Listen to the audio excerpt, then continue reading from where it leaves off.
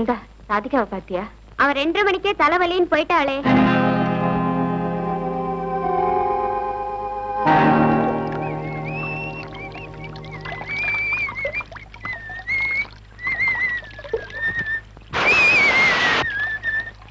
Hello Radhika, வந்துட்டியா? தலைவலின்னு போய் சொல்லி ஓடி வந்துட்டேன். Very good. மூர்த்தி, இது தவறான வழி இல்லையா? இல்லையே, நேரான வழியில் தானே வந்திருக்கேன். நீ ஒண்ணு, இப்பெல்லாம் சாதனை தான் முக்கியம், அதை அடையிற வழி முக்கியம் இல்ல. என்ன மூர்த்தி இது? அருவருப்பு இல்லாம தெரியுதுங்க. அவங்க பாய் ஃப்ரெண்ட்ஸோட வந்து சந்தோஷமா இருக்காங்க. சுத்த 10ஆம் பஸ்லயா இருக்கியே. நேத்து உங்களோட ஸ்கூட்டர்ல வந்ததுக்காக வீட்டுல ஒரே கூச்சல். அவளைங்களுக்கு லோட லோட லோடான்னு கத்தத்தான் தெரியும், ஹம்பனவா தெரியும். அந்த சுகுணா பூனை ரொம்ப நல்ல மாதிரி நாடகம் ஆடுற. அடுத்தவங்களை பத்தி கவலைப்பட்டுக்கிட்டே இருந்தா நாம சந்தோஷமா இருக்கிறதெல்லாம் போயிடும்.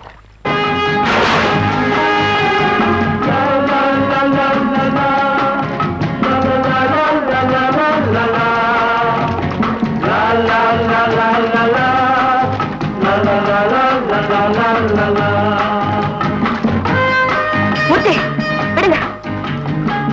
என்ன தைரியம் இருந்தா என்ன தொட்டு தூக்குறீங்க? நான் முதல்லயே சொன்னேன், இந்த மாதிரி எனக்கு பிடிக்காது. ஐம் சாரி, நான் உனக்கு ஸ்விம்மிங் சொல்லி கொடுக்கலாம்னு நினைச்சேன். ஏன் நின்று குளிக்கிறதா குளத்திலே குளிச்சிருக்கலாமே. குளி.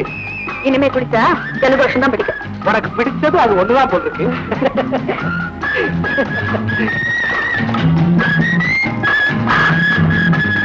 You rock. No, I am cameraman. Hari, நீ ஸ்விம்மிங் ட்ரெஸ்ல எவ்வளவு அழகா இருக்க தெரியுமா?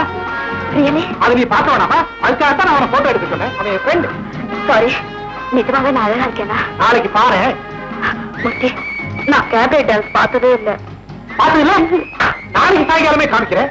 உனக்கு 3 டைம்ஸ் தெரியுமா? ஆமா. அங்க வந்துரு. Okay, thank you. நாளைக்கு பார்க்கலாம்.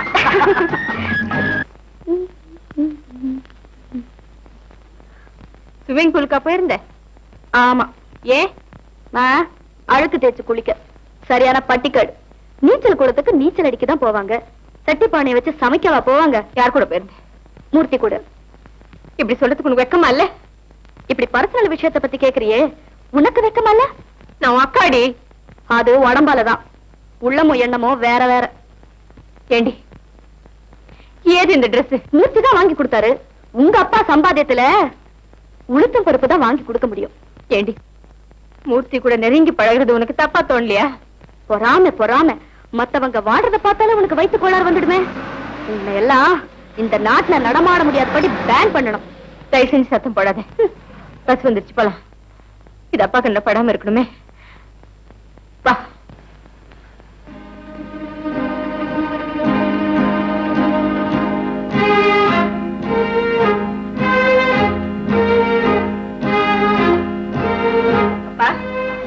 வாங்க வாங்க. அட விஷாலோ, சீக்கிரம் காத்து கொண்டு வா. குழந்தைங்க காலேஜ்ல இருந்து வந்தாச்சு.